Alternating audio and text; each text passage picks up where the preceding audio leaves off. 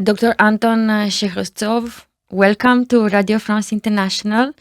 It is a pleasure to have you here. Good morning and thank you for having me. Very interesting to have you since, and very delighted to have you since you have a huge knowledge on a subject that is terribly interesting these days. We wish it wasn't so interesting.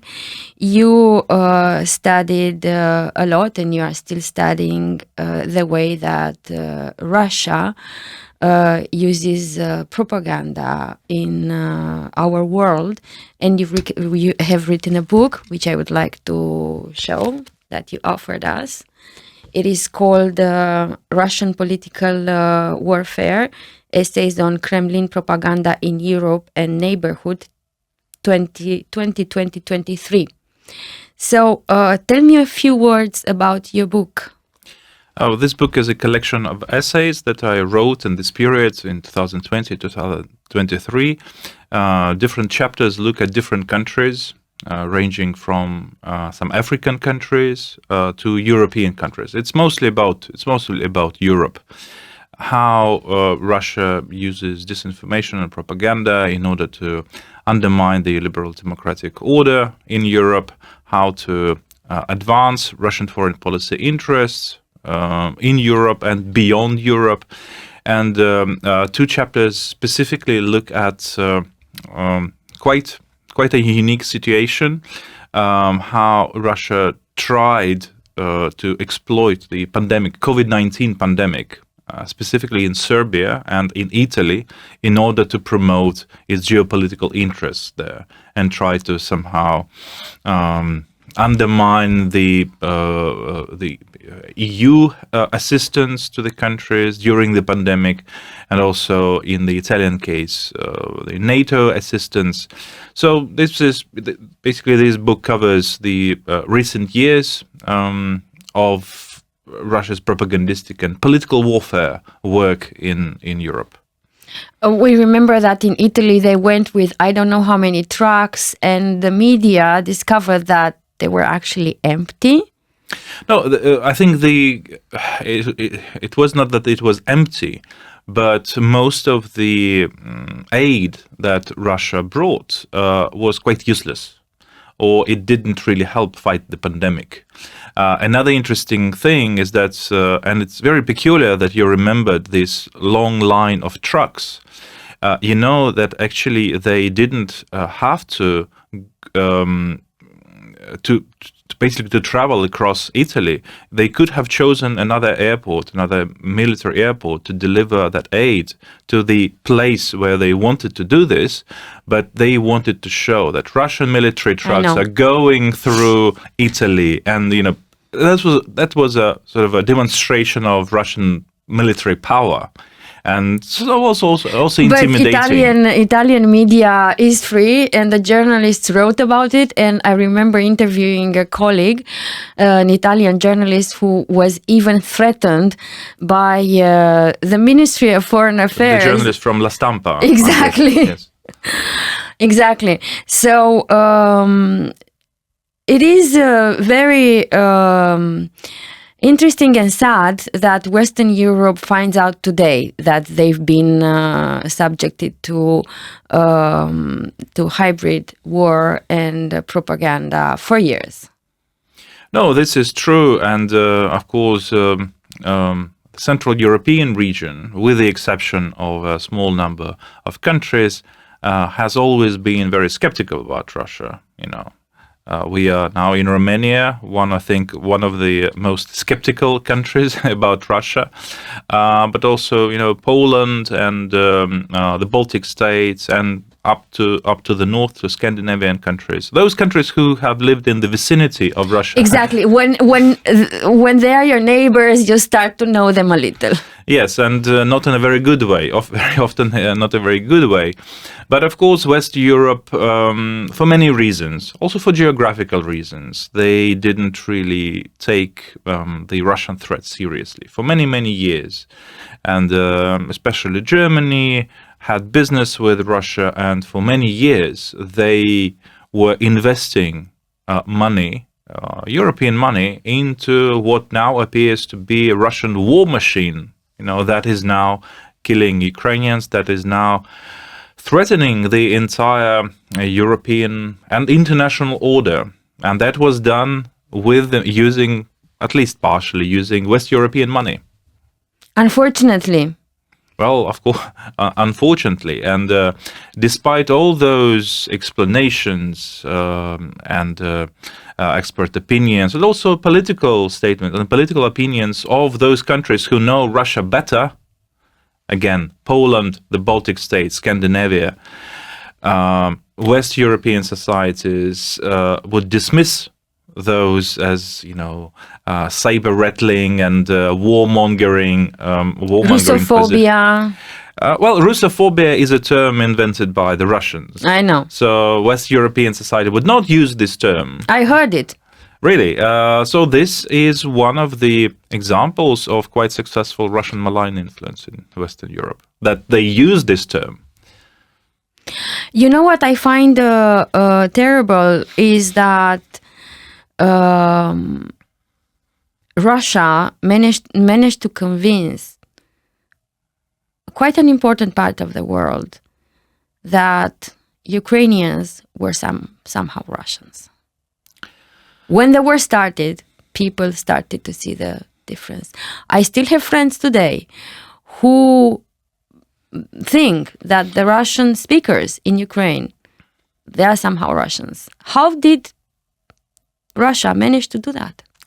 You see, first of all, there is almost a very easy linguistic explanation, because in Russian language there is a distinction between ethnic Russian, Ruski, and the citizen of Russia, which is Россиянин.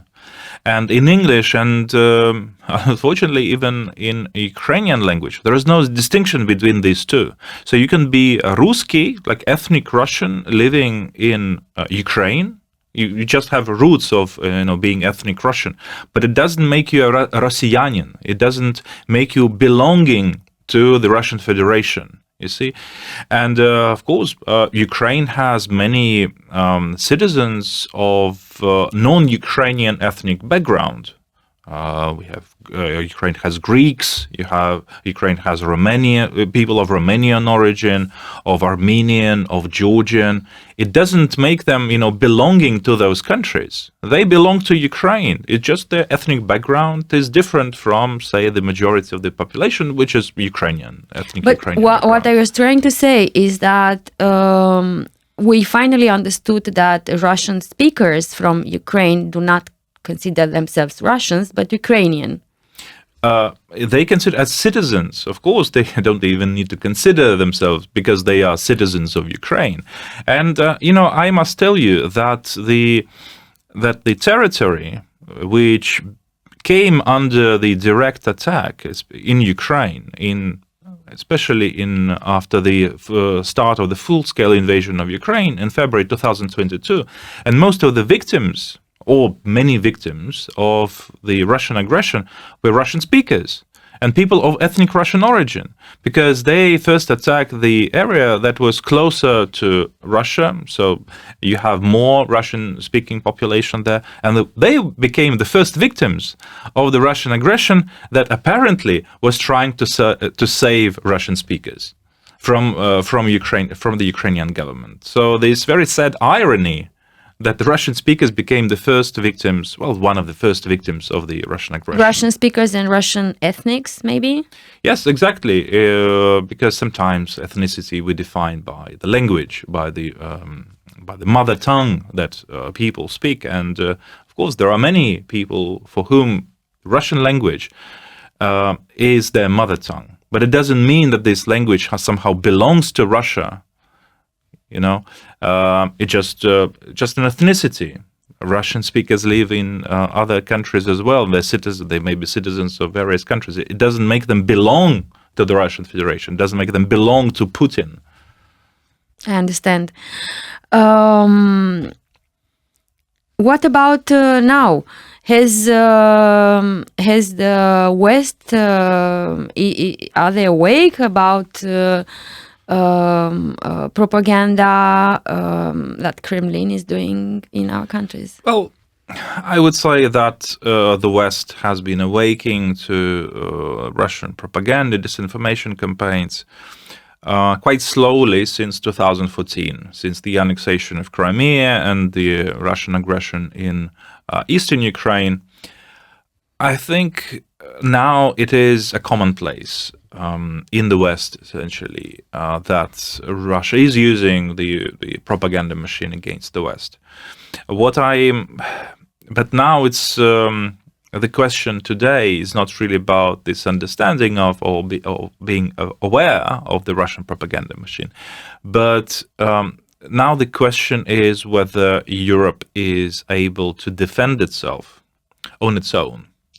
Yeah, and this is the question, and I see that some societies, some elites, political elites, are waking up to the threat. They are waking up to a possibility, a very real possibility, that the US will no longer be a military ally or the guarantor of security in Europe.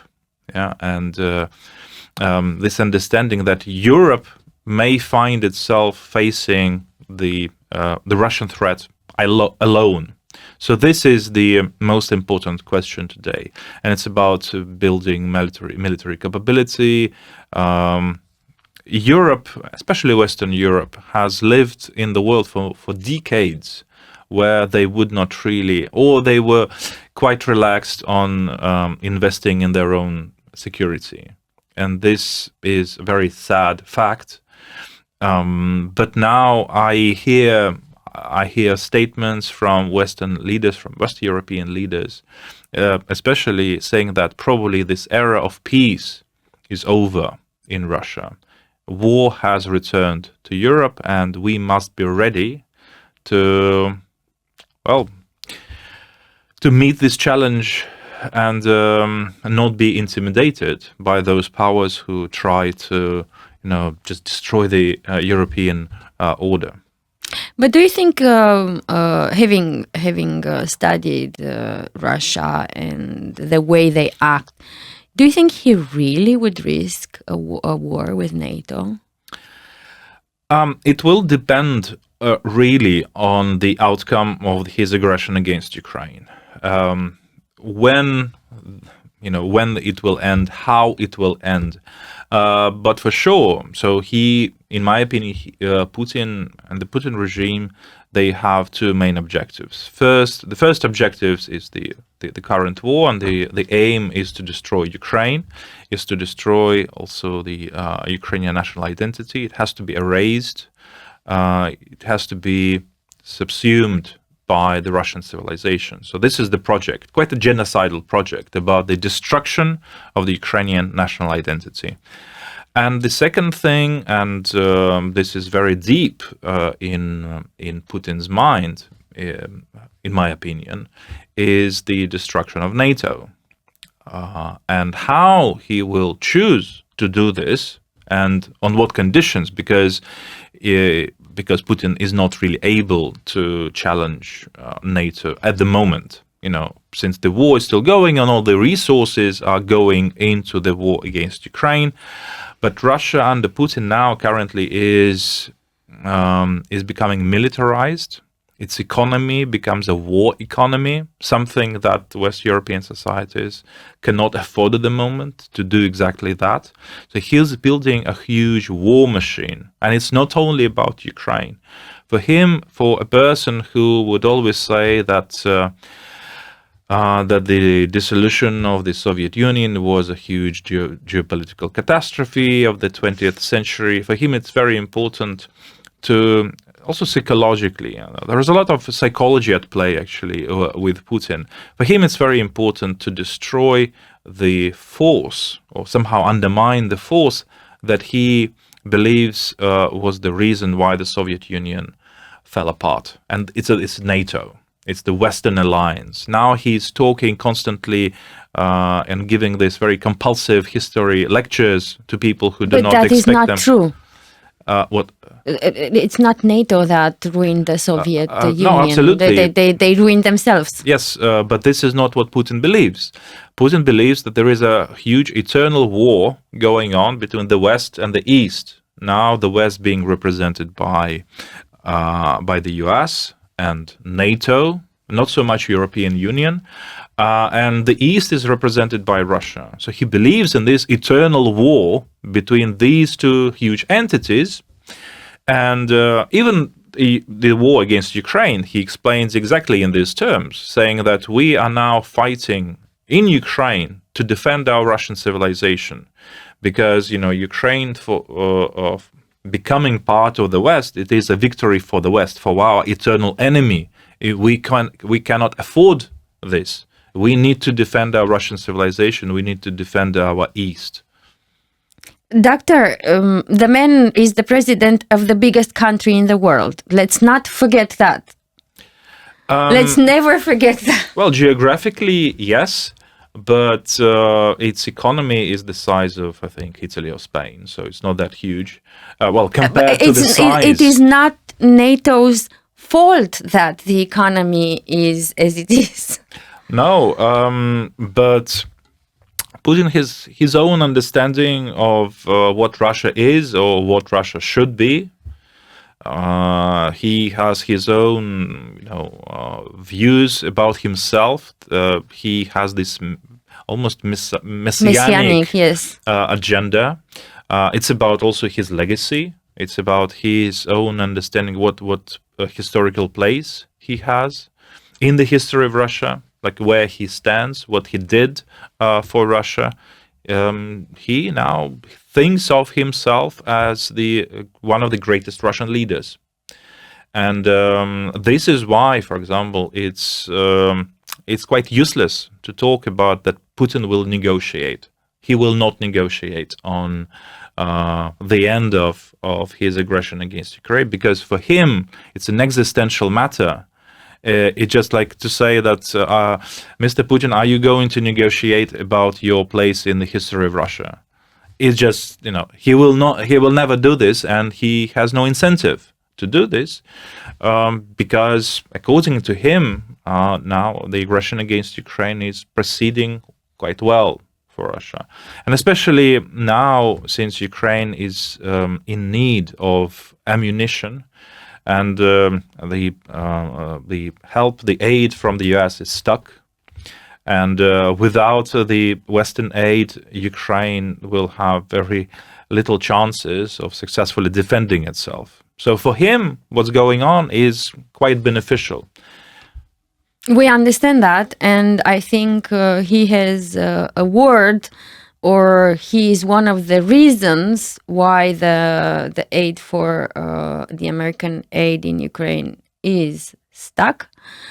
Let's not forget he is friends with Donald Trump, who I think admires the way Putin does business. We know that Putin influenced the elections in America, and it is thanks to him that Donald Trump got elected. Do you think he can do it again? I'm more than sure that he can do it again. He can try, but can he really succeed? I must tell you, I actually think that Russian propaganda is succeeding in the US. And I will give you one example. Much of the discussions of Russia and Ukraine and the war in the US, especially among the Republican circles, they contain particular narratives that are essentially disinformation narratives coming from Russia or originating from Russia. And there were many of those. Let me give you an example. A narrative or an idea that Zelensky was using American aid, financial aid, to buy yachts. This idea originates from a really fringe Russian website, not even part of the established Russian propaganda media. It was not RT, it was not TASS, it was not RIA Novosti or some of the bigger media players. It was really a fringe website. And this narrative somehow, it traveled to the discussions among the Republican politicians who would use this narrative, who would use this argument in order to block aid to Ukraine. And this is bizarre for me. It's really, really bizarre. And I thought, well, it is a success. If you could take this fringe narrative, fringe idea, quite also odd one, how can you actually imagine that Zelensky would use yokes? I mean, when he would use those yokes and how it all works. There are so many. What other narratives work in America? For many, what works in America, another narrative is, of course, this old one that Ukraine is suppressing Russian speakers in Ukraine, and that Russia had to defend itself. And another narrative, which is quite successful, even among, say, educated people, is Russian speakers who are dying defending the Ukrainian flag. Well, but rational, I mean, you're now trying to be rational, yeah? Or not even trying, you're being rational, but it doesn't work this way. Propaganda is not about rationality. Propaganda is about emotions. And essentially, we believe in propaganda when it fits our bigger picture, when it fits our worldview. And actually, this is an idea also saying that we are also prone to propaganda which fits our own picture. We are not completely sort of devoid of believing in various propaganda issues, but this is not the case. Another very popular narrative is that somehow the West promised Russia not to expand NATO, and this is even among quite educated people. You can find this. This narrative, which is a Russian disinformation narrative, about that the West would not expand, and that it was a promise to the Russians. It was never a promise to the Russians. It just some Western leaders at the end of the Cold War, when the Soviet Union still existed, that they would say that, okay, so we take East Germany into NATO, and then we will not take any other, going further. But that was not, that was a very different geopolitical setting. The Soviet Union still existed. The Warsaw Pact still existed. So after the dissolution of the Soviet Union, of course, there was a completely different geopolitical situation, and also Western leaders basically had no right to promise to Gorbachev anything, because NATO is a consensus-based organization. It has to be a consensus about expanding or not expanding, or taking new members or not taking new members. And certain countries wanted to be part of NATO, like Romania. We want it. Of course, and in the international order, all countries have their sovereign right to take care about their own security, and they have a sovereign right to make decisions related to their foreign policy. So it's not Russia that will decide who will be part of NATO or who will not be part of NATO. It's not their right. It is the right of those sovereign countries who want to be secure. And Russia must understand that the reason why countries in Central Eastern Europe and also Scandinavia want to be under the security umbrella of the North Atlantic Treaty Organization is because of Russian behavior. We now know that this huge shift happened just within 2 years when Sweden and Finland joined NATO. Sweden, that was militarily neutral for at least 200 of years, finally decided that, okay, so we need to do something about this. And it was about Russia. It was because of the Russian aggression against Ukraine, not because NATO was, trying to subsume everyone. Dr. Shekhovtsov, I have one more question. What is Ukraine doing to counteract all these narratives, especially in America, as it needs American money? I think in relation to the US, Ukraine is mostly using diplomatic contacts and also, I would say, maybe cultural diplomacy, public diplomacy, to talk to politicians from both camps. They are not only talking to the representatives of the Democratic Party, they also want to have more or less good relations with the Republicans, probably not with those quite radical, I would say even anti-Ukrainian Republicans, but with the moderates, who are unfortunately quite a shrinking community, a group within the Republican Party. But it's not that Ukraine has limited capacities to influence the debates in the US. And one thing, of course, that Ukraine needs to have good relations with Joe Biden, but Ukraine cannot afford itself to be critical of Donald Trump and his positions. Ukraine is trying, well, when addressing some of the concerns and some of the ideas of Donald Trump and his movement within the Republican Party, Ukraine is trying very calmly because to he might explain, be president. Yes, of course, and Trump is quite unpredictable, and this is one of the problems. He is quite unpredictable, and we don't know how he will behave in relation to Ukraine, and in relation to the EU, in relation to NATO. So Ukraine has to be careful, and I'm sure that this is totally justified. This, being careful and talking calmly to all camps in the US. I have one more question. I promise that was the last one, but it's a short one.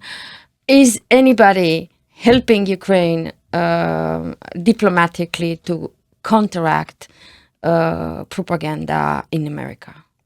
Anybody else from the allies? Definitely.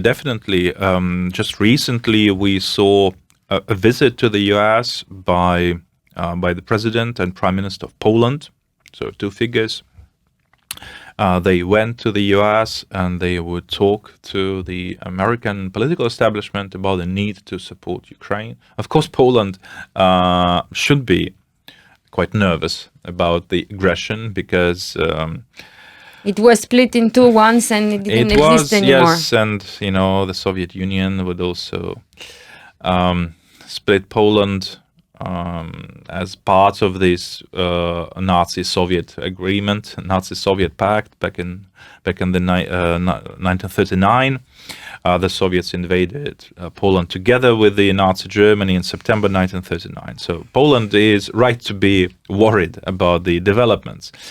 But also other European leaders, they are talking to the Americans, trying to explain why it is so existentially important for Europe to help Ukraine defend itself and not let Russia win, because it's just the order of things. When if Ukraine falls, then it's right the next in line, already NATO member states. People who were quite insightful already back in 2008. When Russia aggressed Georgia in August 2008, said that after Georgia, it's Ukraine, and after Ukraine, it's a NATO member state. It may be one of the Baltic states, it may be Poland, but this is the order. Romania. I'm not so sure actually about Romania. I think Romania is quite safe. Really? I promise that was my last question, but please explain to me. If you look at the if you read geopolitical analysis by Russian experts, by Russian academics, Romania is not considered to be part of the Russian civilization, or there is a link through orthodoxy. Well, it's not part of the Russian civilization. No, it's not part of Russian civilization, and it's also it's more of a part of this, Romanian civilization. Romanian meaning Rome, Latin. Yes, exactly. So, and they would actually be happy to divide Ukraine between different countries, taking, of course, the major chunk of Ukraine for themselves, but also giving Bukovina, probably to Romania, giving Western Ukraine to Poland, giving some parts of Transcarpathia to Hungary. So, but. And then invading Poland and Hungary. Or maybe the Baltic states, because, Poland, at least after 1949, it was not part of the Soviet Union, and